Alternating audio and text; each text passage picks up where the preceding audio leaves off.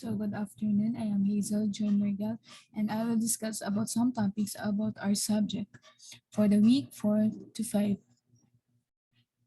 So it explain the principle of the law and obligations and contracts.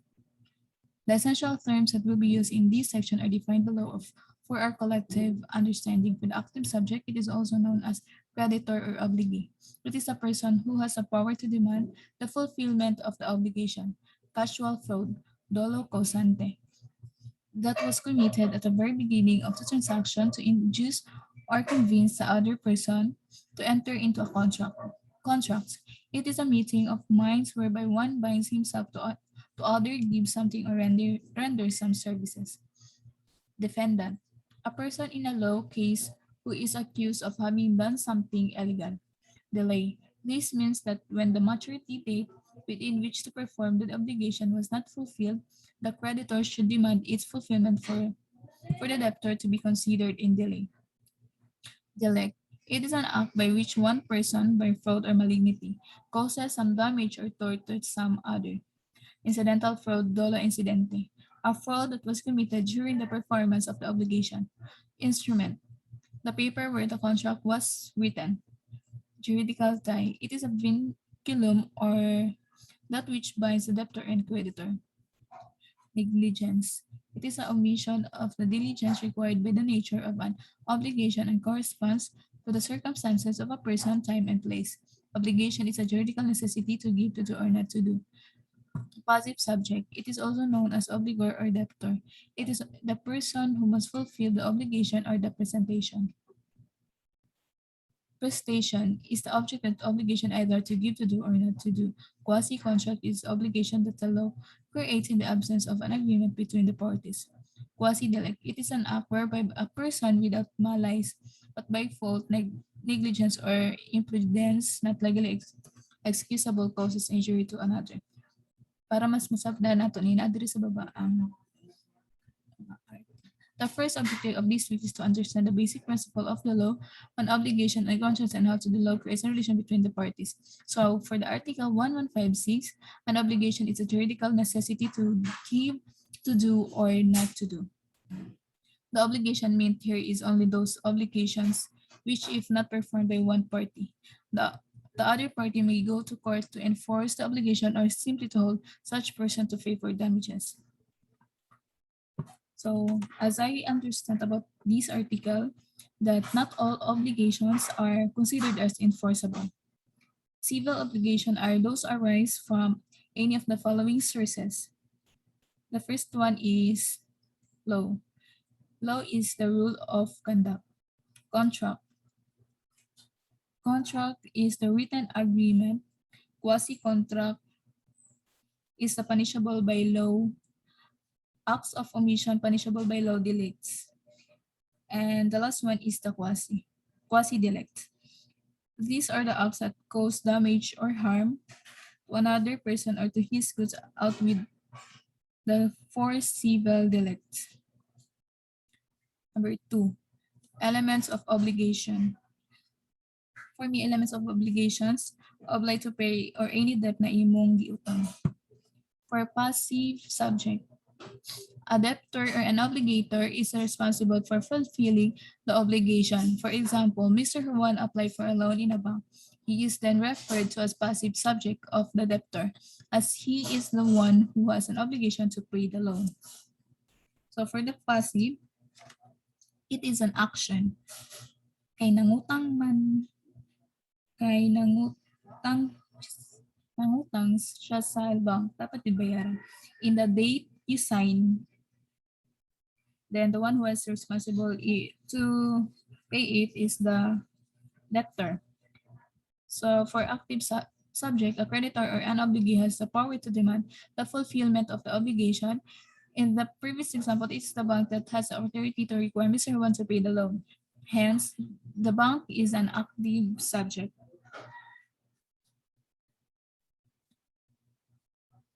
It is a right to demand the performance of an obligation.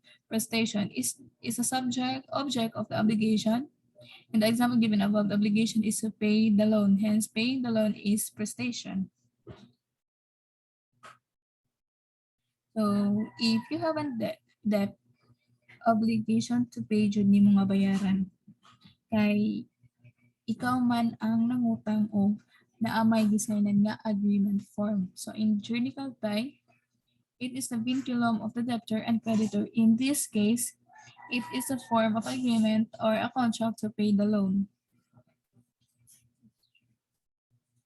And for the number 3, sources of obligation. Law. For the law, obligation arising from law. Example of these are paying tax, seeking a license to operate a business, registering a corporation to the Securities and Exchange Commission or SEC, or supporting by a parent to his child. For the law or the rule of conduct, sa isa ka business, if maka-earn ka og money, you must be responsible to pay the taxes.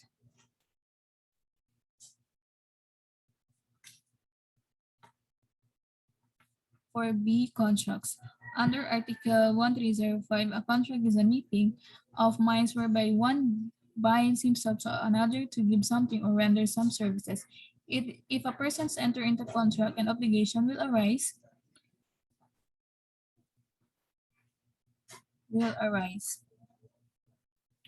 So it is contract is a written agreement.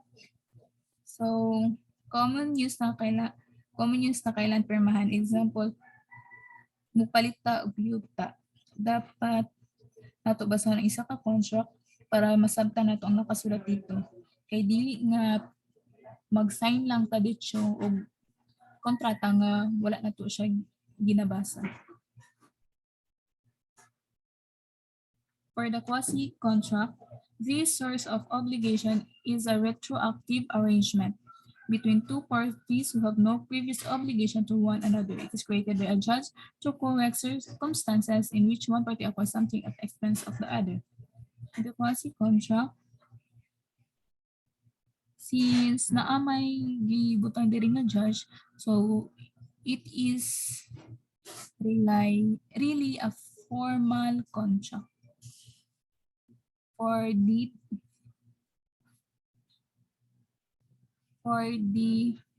delicts of the acts or omission punishable by the law under the revisable penal code of the Philippines, any person criminally liable or civilly liable, that civil liability pertains to the damages must be paid or offense committed. Pero example na ko there is ang employee nga driver kay nakabangga. So dapat ang management must pay whatever happened to the someone in company because dito man siya nakatrabaho o naman siya working hours pa man siya. For letter E, the quasi-delicts. Under the civil code, whoever will cause damage or injury to another due to fault or negligence, if there are no pre-existing control, shall be held liable for the damages. For the quasi, example of this is sa mall. If nakabuak ka og isa ka item like baso, so you must be responsible to pay it. So the requisites of quasi-delicts. Number 1, there is negligence of the part of the defendant. Number 2, the negligence causes damage or injury to another. Number 3, there must be no pre-existing contractual obligation between parties.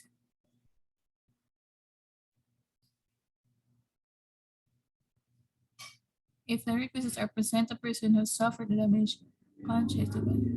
Example, ano ni siya example? Like I said, nga katong sa mall nga nakabuak.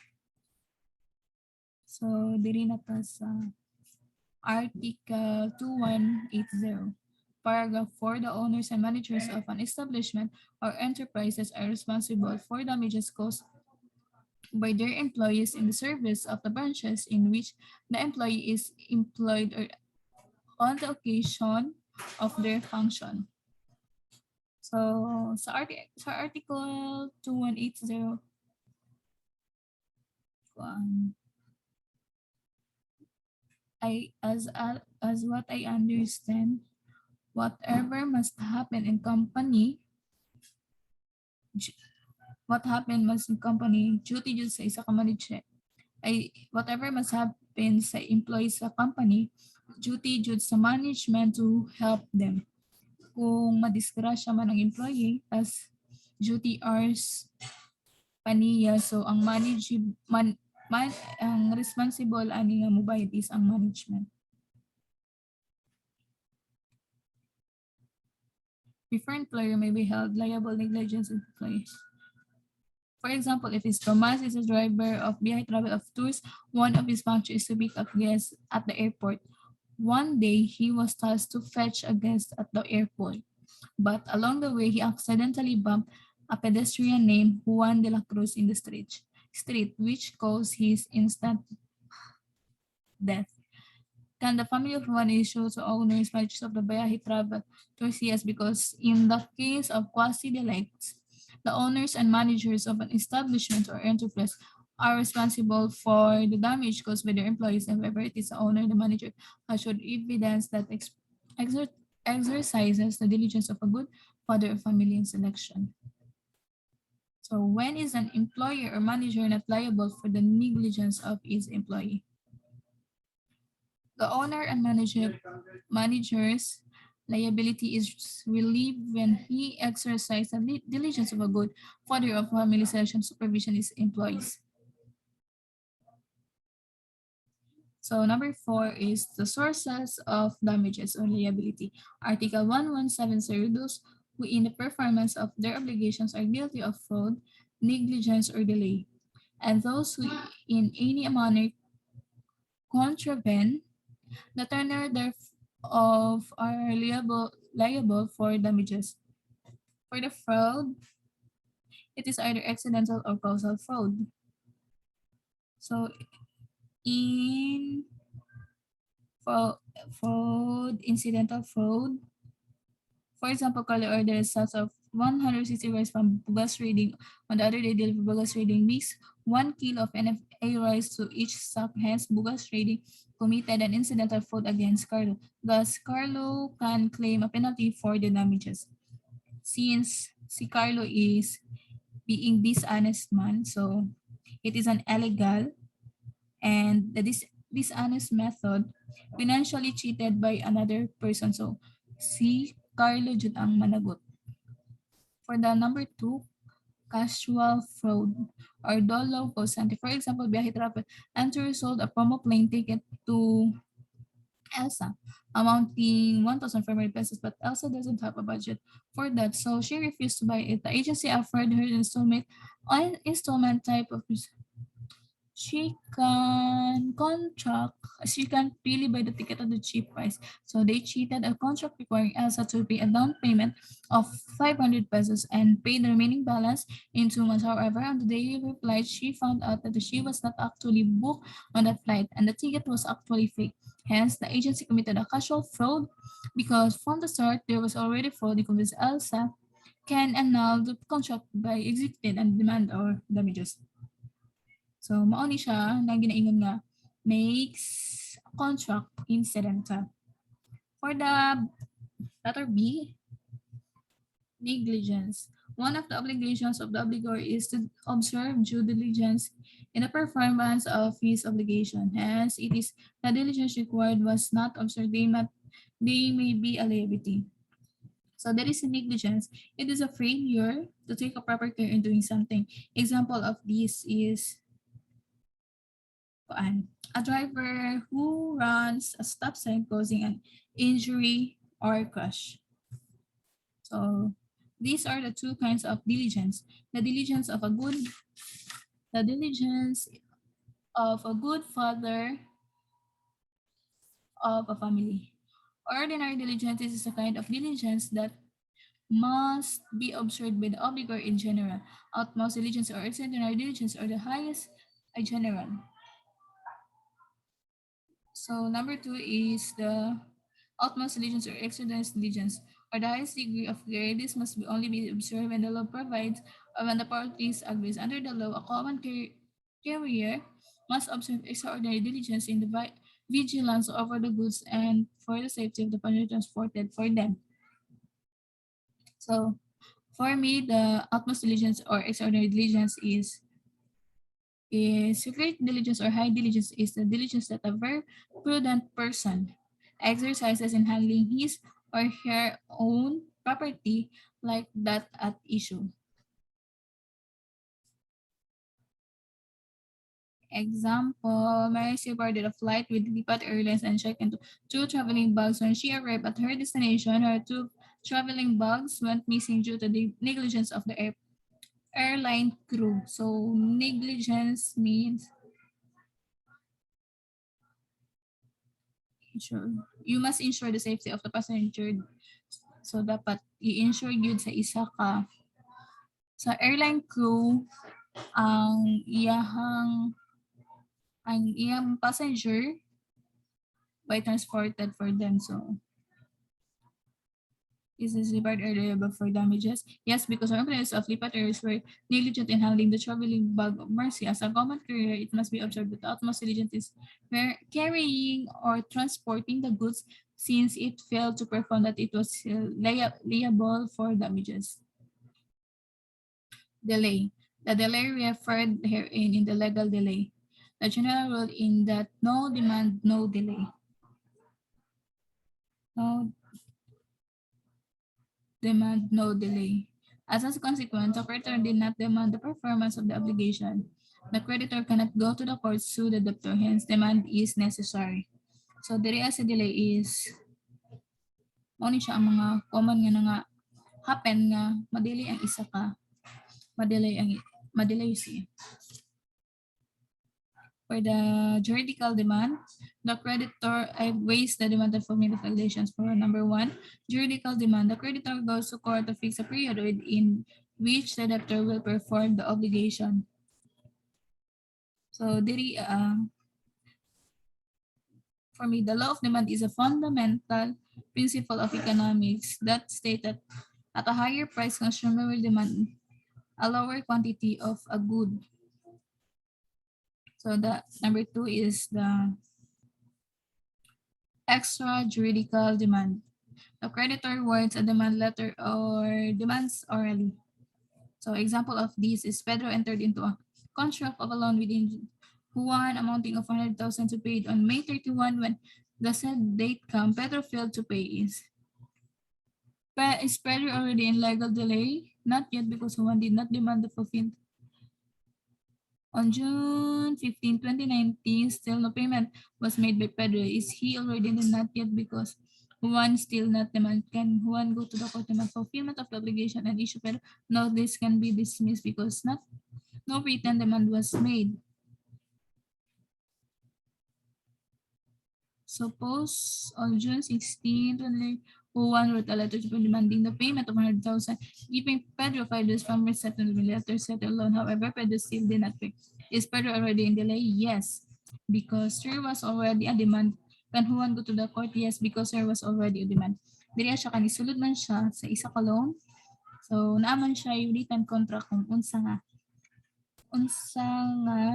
date niya bayaran. So like nagibutan ra pwede na niya panan og demand, pwede na si Juan mo adto sa court and there is already a demand. So in exception to the rule, no demand, no delay. There are instances where demand is not necessary to consider the debtor and delay the creditor must right away the debtor in case of non-fulfillment of the obligation on the due date in any following instances. When the law supervised, when the obligation supervised, when time is of the essence, and when demand would be useless. For the letter D, contravention of the tenor of the obligation. It is a failure to perform that which is incumbent upon him. The non-performance or negligence of the party to fulfill his duty is liable for damages. Example, Mario and Anna book a function room and function room, the Mabuhay Hotel, to be used as a reception for the wedding on June 8, 2020. It was agreed that the food to be served will be good for 250 guests. However, on the day of that event, only 150 guests were given food.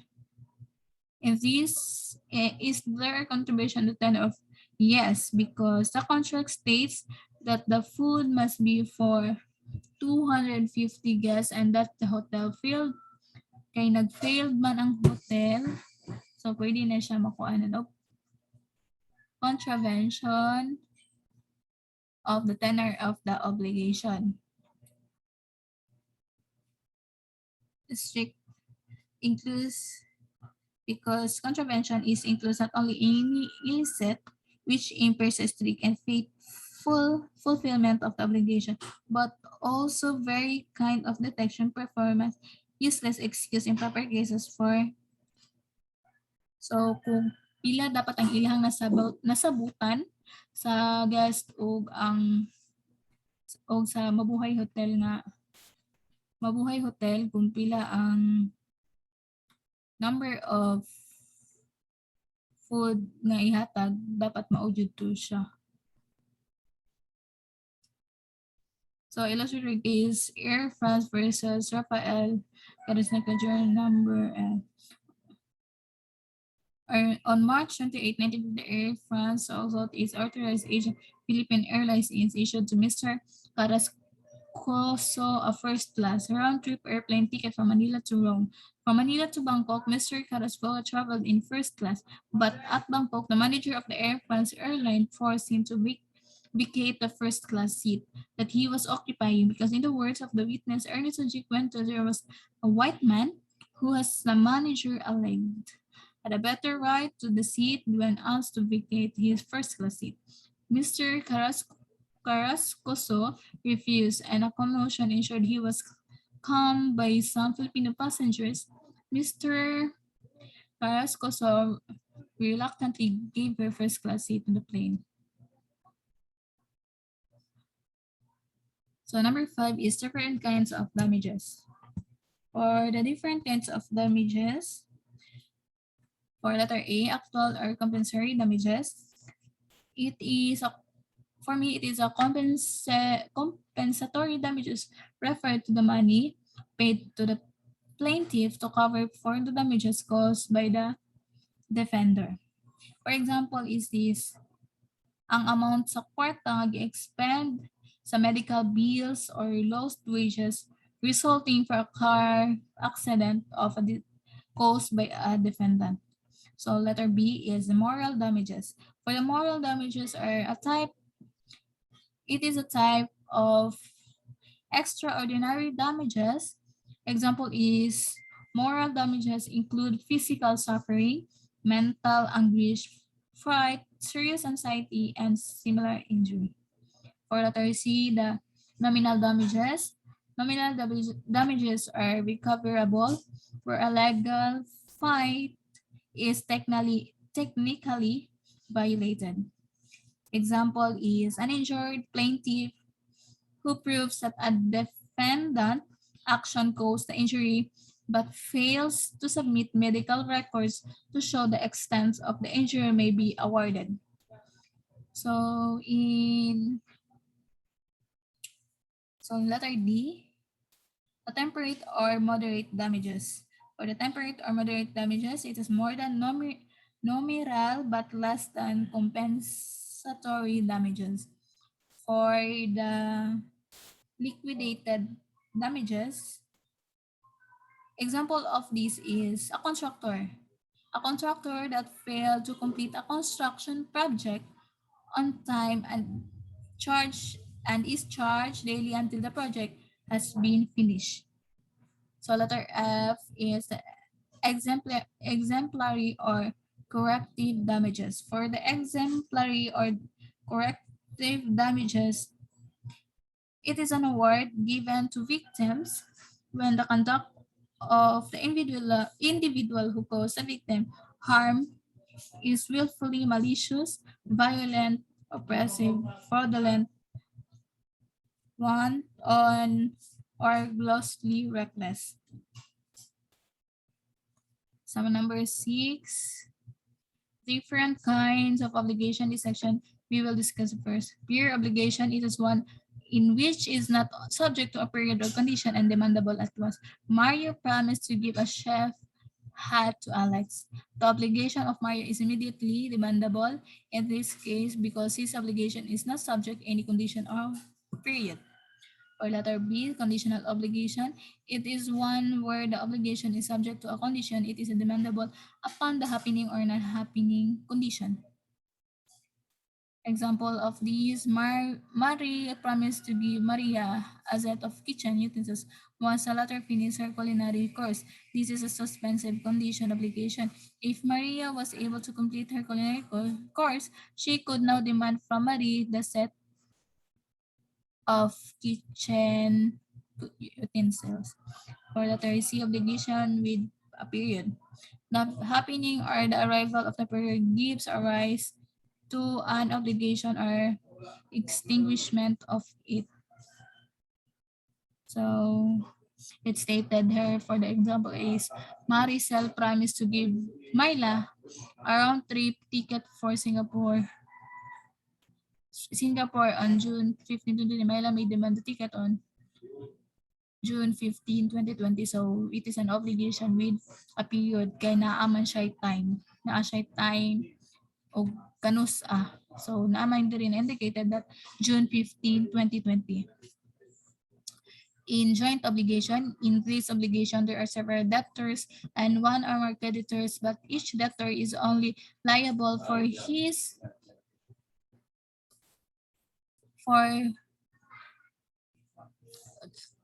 obligation. For joint obligation, it is obligation or separate debtors and one or more creditors, but each debtor is only liable for his share of the debt, and each of the creditors to his share of the credit. It is always presumed that the obligation is joint. A, B, and C are partners in a travel agency business. They need 300,000 pesos for the investment. They entered into a contract of a loan with their friends X, Y, and Z. In the agreement, A, B, and C agree that their obligation is joint to be paid on May 31, 2020. Can Ms. X compel Ms. A to pay the full obligation alone? No, since the obligation is joint, Ms. A is only liable to her share in debt, which is 100,000, and Miss X is entitled to share in credit, which is 100,000. Since tuluman sila ang nag-contract sa isa ka loan o naman sila agreement, so maybe nga tungaon yun nila ang kaning utang kung magbayad na sila. Sa solidary obligation, in this obligation, each of the debtor is liable for the entire obligation, and each of the creditors is entitled to demand the satisfaction of the whole obligation from any or all the debtors. The liability is solidary only when the obligation expresses so state, the law so provides, or the nature of the obligation so requires. Example, A, B, and C are partners in a travel agency business. They need 300,000 for the investment. They entered into a contract of a loan with their friends X, Y, and Z. In the agreement, A, B, and C agreed that their obligation is solidary to the paid on May 31, 2020. Can Miss X compel Miss A to pay the whole obligation alone? Yes, since the obligation is solidary.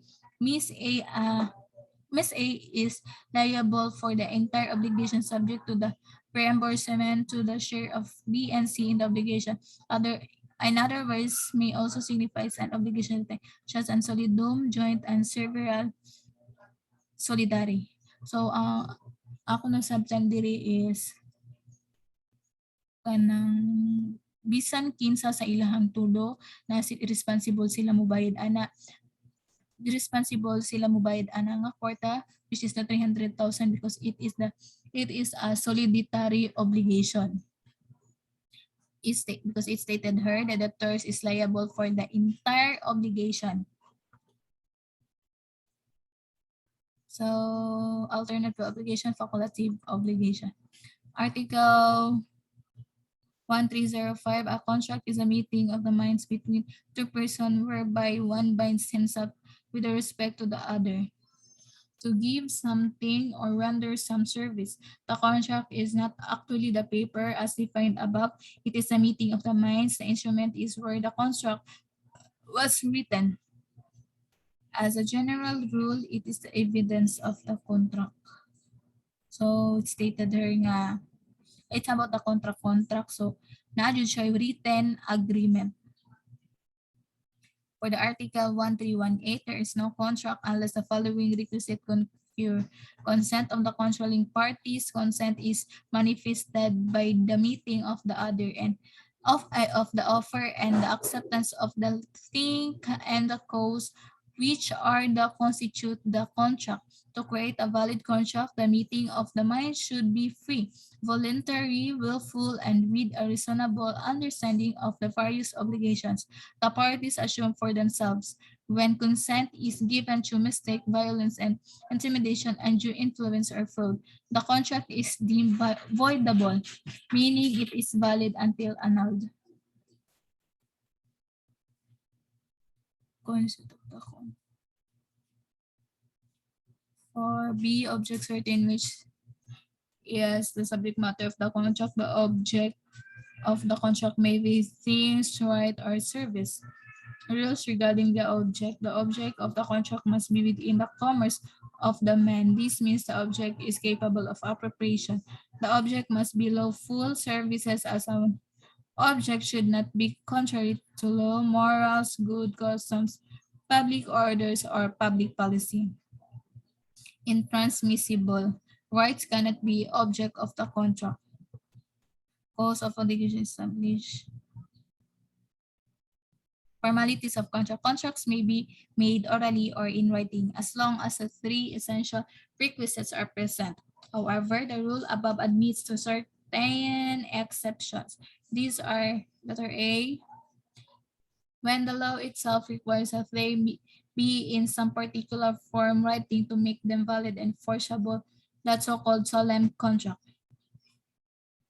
In the donation of immovable property, Article 749 requires that the deed of donation must be in a public instrument, meaning it should be written and notarized to make the donation valid. Another one is a donation of movable worth more than 5,000 must be writing, otherwise it should be void.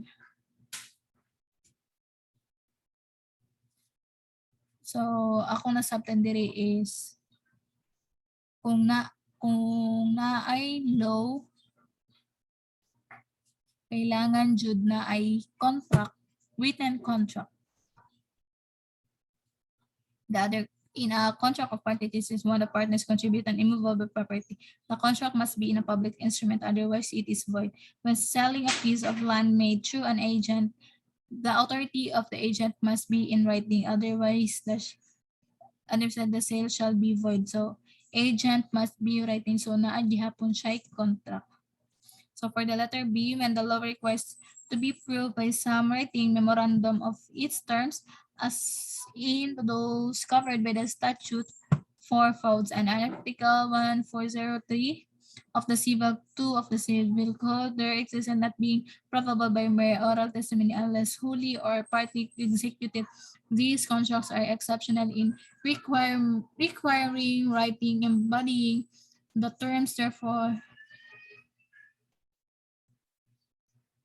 a negotiation, the characters of the commerciality of the contract, autonomy of the contract, obligatory force and relative of contract, the rescisable contract, a contract that traceable is a valid contract, that's all essential requisite of a contract, but because of injury or damage caused to either the parties wherein third person are considered defected and thus may be rescinded once the contract is cancelled, it is terminated, and the parties will return to their original position if there was no contract entered into.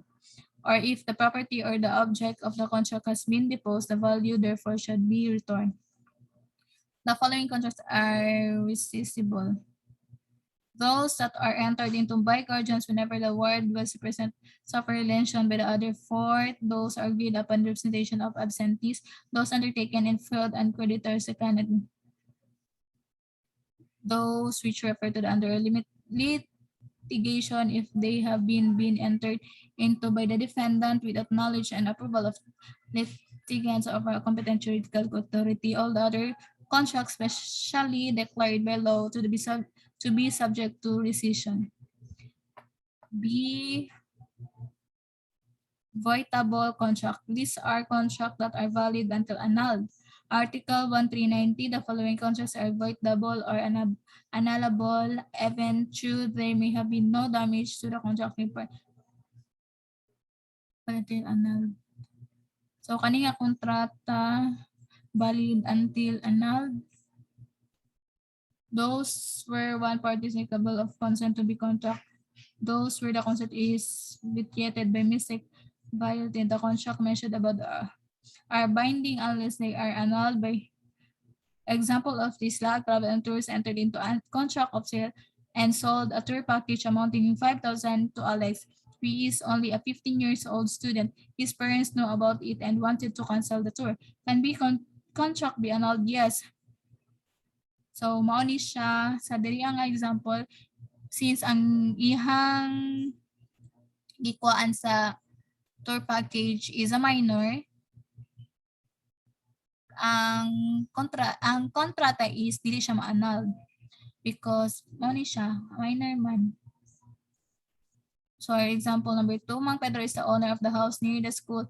The house located is very accessible and potential business location. Mr. Cruz is a businessman and interested to buy the property of Mang Pedro, but the latter doesn't want to sell his house. Mr. Cruz kidnapped Mang Pedro and threatened to kill him. To release him, he needs to sign the contract of sale. Hence, out of fear, Mang Pedro unwillingly signed the document. In this case, Mang Pedro can annul the contract because it was made through violence and intimidation against them.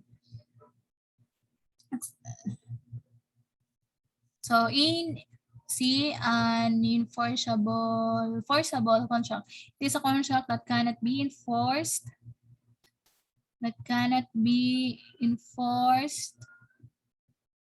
unless ratified due to any the following reason. The contract was entered in the name of another person by one who has not been given authority or legal representation or who has acted beyond his power.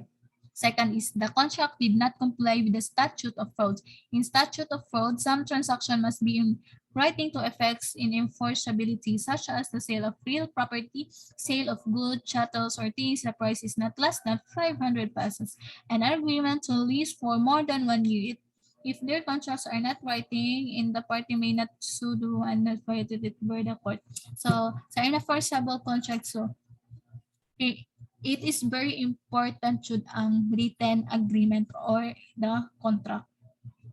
Both parties are incapable of giving consent. Void and extended contract, it is equivalent to nothing and is absolutely wanting in civil effects. It is cannot be validated either by ratification or prescription. Although void contract has any of terms have been performed and action to declare necessity to allow.